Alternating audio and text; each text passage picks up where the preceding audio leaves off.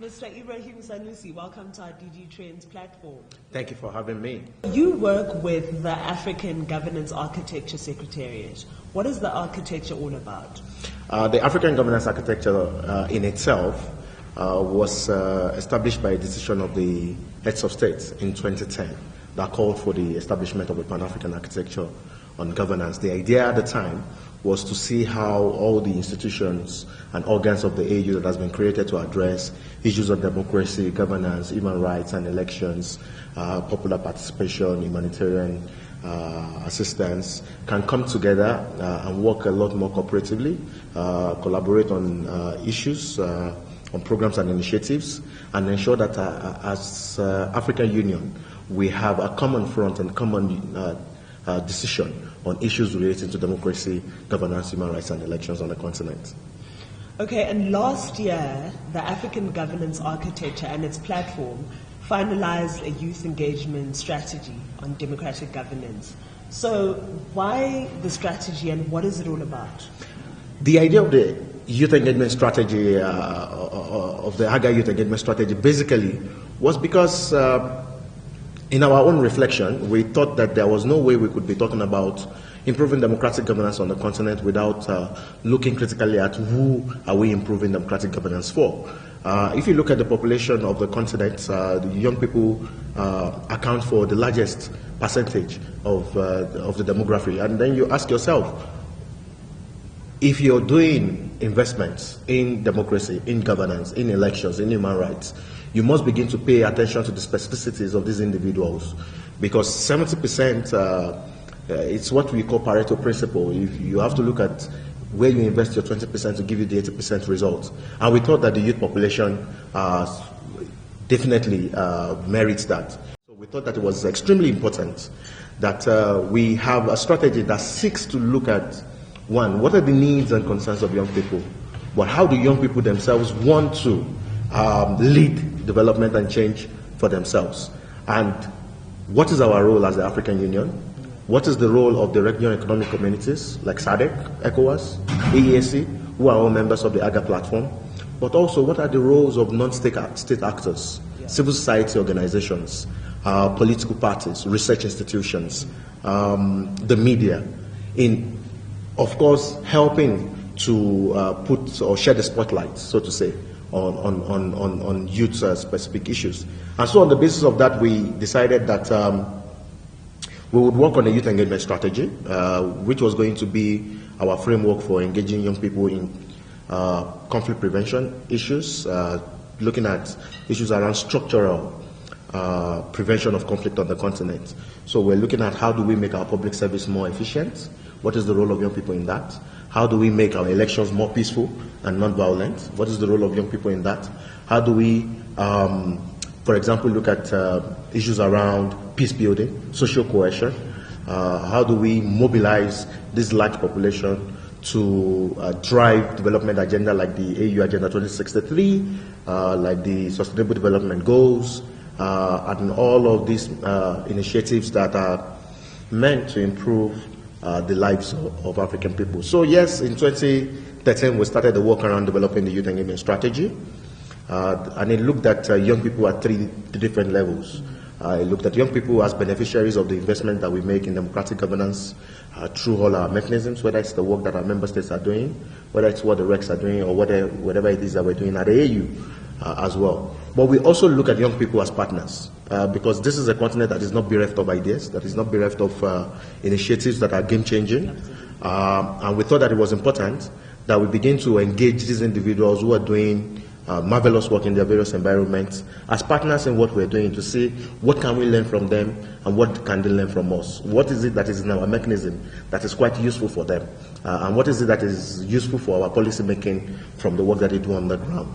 But also lastly is to see young people as leaders. I mean, the history of this continent is filled with young people who have taken charge of the pre-independence campaign and of course led these independent countries in the early 60s up until the 70s, but we've seen a shift. But that does not mean that we don't see young people who are leading, whether it's in political spaces, whether it's in economic spaces, whether it's in social spaces.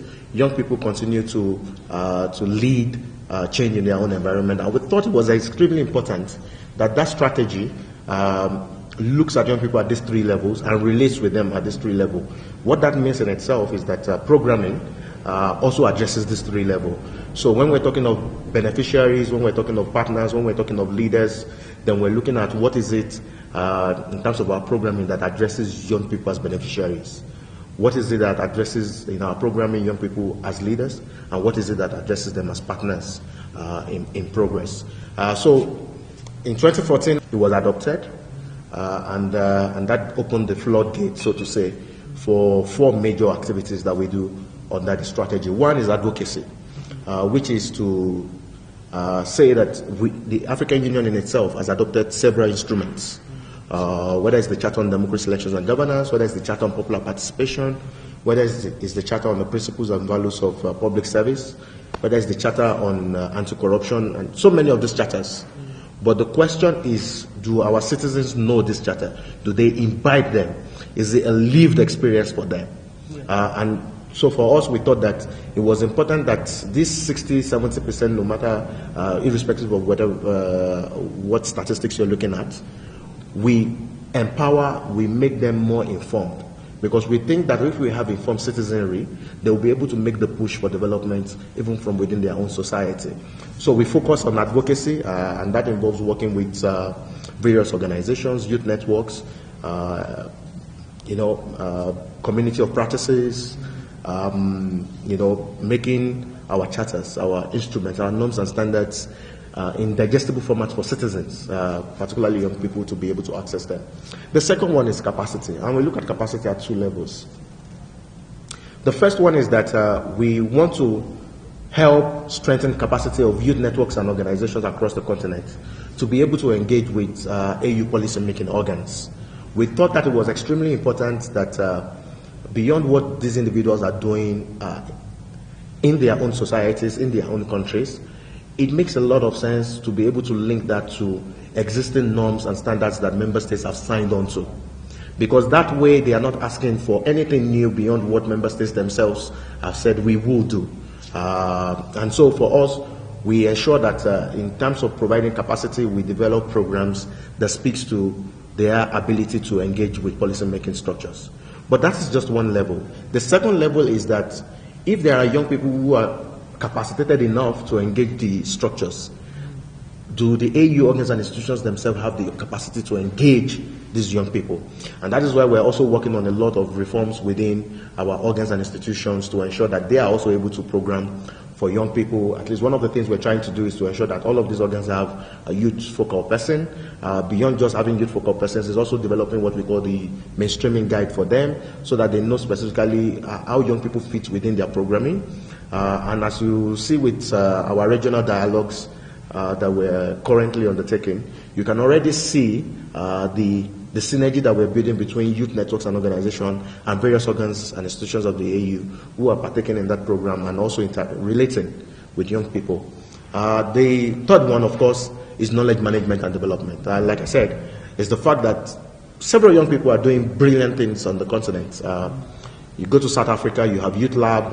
You go to Kenya, you have Infonet Africa, you have Power 254.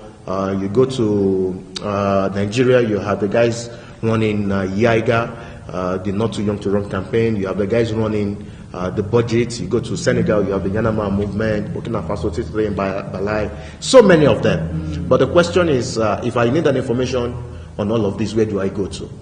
We must be able to document all these best practices, all these comparable lessons. And we think that it is extremely important that it's not just informal convenings. We could also leverage on social media platforms. We could leverage on new innovative tools out there to ensure that we're able to provide a counter-narrative to, unfortunately, the negative dominant narratives that we have on the continent. The fourth, and not by any means the least, is, of course, creating a platform for dialogue.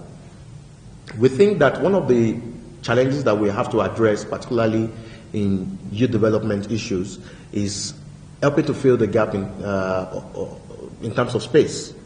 creating the spaces for young people. Oftentimes, what is missing is that while there are very few young people in formal processes. So we need to create a process or a situation for them, or some kind of mechanism that seeks to address how do young people access platforms. And so we created this, what we call the platform of engagement. And under that, we're looking at an AGA Youth Advisory Panel that seeks to provide a strategic, but also an ongoing framework for young people from various regions of the continent to engage the political and technical levels of the African governance architecture. But beyond that, is also to see how we can leverage on the various convenings of the AU, whether it's the AU Summit, whether it's the consultations, the annual high-level dialogue on democracy, governance, and human rights, but also the various sessions of the African Court on Human and People's Rights, the various sessions of the African Committee on the Rights and Welfare of the Child, to create this dialogue for young people on an ongoing basis. So these are the 4 areas that we're focused on. Several programs have sprung out of that. One is, of course, our youth consultations to the annual high-level dialogue, and we're currently running the regional consultations in 4 regions. We've had to merge in Central and East Africa. We've done West Africa in August 2016. We're currently in Windhoek, and then we would, of course, head to Kampala for the East and Central Africa, and then end with the session in Tunis. Beyond just the regular convening around the high-level dialogue, we are currently finalizing our Young Peace Builders Exchange, which is basically developing a program around youth engagement in peace building. I mean, AU has adopted several decisions, and the Peace and Security Council has adopted several communiques on the role of young people in peace building. How do we begin to now interpret this programmatically? The UN Security Council also adopted a decision 2250 last year. That is also something that we're trying to implement under the Youth Peace Building Workshop. Another similar program is what we're trying to do with the Youth Electoral Participation Project. The idea is basically to see how we also deepen and broaden the conversations around youth participation in electoral processes. That we are not just looking at young people voting on election day, but we're also looking at the entire electoral cycle. How are young people registering to vote? How are young people contesting within their own parties? What is the internal democracy of political parties for young people within their own parties? Are we measuring that? What is the balance between young women and young men being able to access political spaces? What is the role of our youth wings and youth leagues in political parties? Quite a number of issues that we're addressing through the Youth Electoral Participation Project. So it's quite a lot of things that we're trying to do, but we're not doing it alone. Our role is to facilitate the process and bring the various organs and institutions of the AU, the various partners, various stakeholders to take the cue from us and begin to program for youth based on our guidelines. The strategy sounds incredibly comprehensive. I've learned a lot about it as well just from listening to you talk just now. Would you tell us just a little bit more about the hashtag DG Trends? Because you were speaking also earlier about the use of social media spaces to strengthen youth voices. The idea of the hashtag DG Trends came up into 2012. And our idea was not just to have an hashtag that was trending. It was beyond that. It was for us to have a trends monitoring tool, to know what it is that is actually happening out there on democratic governance issues. So when we started in 2012, we thought to ourselves that it was important to keep track. Because there were a lot of things happening. I think about that year or before then, we've had the uprisings in North Africa, and quite a number of other things that happened, and we thought that it was important to have a one-stop shop to go to online on democratic governance issues, and then we came up with hashtag DigiTrends. Now, the hashtag has evolved to so many things. One, of course, is the regular interaction that we encourage various political officers of the AU to have with citizens, because I mean, the AU talks about being a union of the citizens, a union of the people. And we thought that one of the easy ways, I mean, leveraging technology, to get to the citizens is to create some kind of interaction through regular tweet chats, through regular question and answer sessions, which we normally host on the hashtag. But beyond that is also ensuring that our meetings become open. Normally, what you see with AU meetings, particularly most of the ones convened in terms of developing technical policies and the rest of it, apart from the press releases and the rest, you hardly get to know what discussions led to some of the final decisions. And we thought it was important that our meetings become live streamed. We ensure that we create short videos that we can easily put online for people to see what the conversations are like. We also encourage participants of our meeting to tweet at us, and the effect of that has been very phenomenal. In 2014, we had the high-level dialogue in Senegal, Dakar, and we had sitting in the room a representative of the UN, a representative of the Economic Community of West African State, ECOWAS. We had former President Obasanjo in the room, and the theme at the time was silencing the guns. At the time that was happening, there was an uprising sort of in Burkina Faso. And because we were live streaming, and someone who had, a young person who had attended our youth meeting, was tweeting at us and using the hashtag Digitrends. So because we were live streaming, and the keyword of course was Digitrends, the pictures came up online, and participants at the meeting kept saying, well, you cannot be talking about silencing the guns on the continent, and there is a gun that needs to be silent in Burkina Faso. You have to do something. And that was the first time that the AU in itself was reacting to a conflict situation within a minute, because immediately that day there was a joint press conference by the UN and the AU on the uprisings in Burkina Faso. Of course, afterwards, the AU led a delegation to Burkina Faso with ECOWAS and the UN to speak, of course, to the then president on how to peacefully resolve the issue. So the hashtag Digitrends have moved from just an hashtag. It has become a tool for keeping track of what's happening on the continent, but also responding in real time to issues happening on the continent.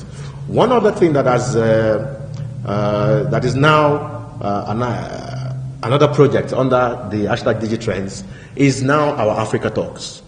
Because we thought it was important to put a spotlight on initiatives and individuals who are doing game-changing initiatives on the continent. So we launched this in 2016 with an event in Accra, which profiled 4 young individuals who are innovating, whether it's in the social space, the economic space, or the political space. And in Windhoek today we'll be having the second edition. 4 young people as well, looking at issues around discrimination, issues around gender-based violence, issues around Pan-Africanism, issues around youth participation. So the hashtag has become one of our key tools under our knowledge management activities. It's safe then to say that the hashtag has grown a life of its own. So can you just expand on why we are here today? What are we hoping to get out of the youth consultations? Okay, so the African Union in 2015 adopted the year 2016 as the year of human rights, with particular focus on the rights of women. The idea behind this is that the AU, of course, has always appreciated the role of women within our society, but it was important to recommit our member states to the various instruments, decisions, protocols, and charters that we have adopted on the role of women politically, socially, and economically. This year we're looking at human rights and the rights of women, and it was important that in that broader conversation we provided young people an opportunity to also, not just an opportunity, the right and the space to be able to also engage the discussions. And this year we're running 4 regional dialogues, like I said, aimed at aggregating youth concerns, youth perspectives, youth insights, and youth ideas around how do we resolve all the lingering challenges around human rights on the continent. But beyond that, what are the specific human rights issues for young people? For us, it was important that even though there are fundamental correlation between the realities of young people in West Africa and that of East Southern, we also know that there are significant distinct differences. And it was important to tease out all of that so that our 10-year strategy, which is envisaged as one of the outcomes of the year 2016, it was important that we have all of that incorporated into the final document. So we're here in Windhoek to, of course, host the Southern Africa Regional Dialogue. We've had a brilliant conversation since yesterday. It's coming to an end later today. One of the things that has been quite profound for me is the amount of awareness out there, but also the bulk of work that we still have to do. For those of us who work in policy-making environments, there is often this understanding that we have that things are in a particular perspective. But then when we open up for consultations and dialogues and focus group discussions like this, we get a lot more perspective around what are the diverse angles that we still need to pay attention to. So yes, the outcomes of these regional consultations will feed into the AU 10-year human rights strategy, which is envisaged as the follow-up action to all of the key commitments that member states have made to address all the challenges that we still experience, but also to highlight what are the critical successes that we're achieving in various areas. Mr. Sanusi, there really is not enough time to finish the very complex discussion around human and youth rights specifically. Thank you so much for your time. Thank you very much for having me.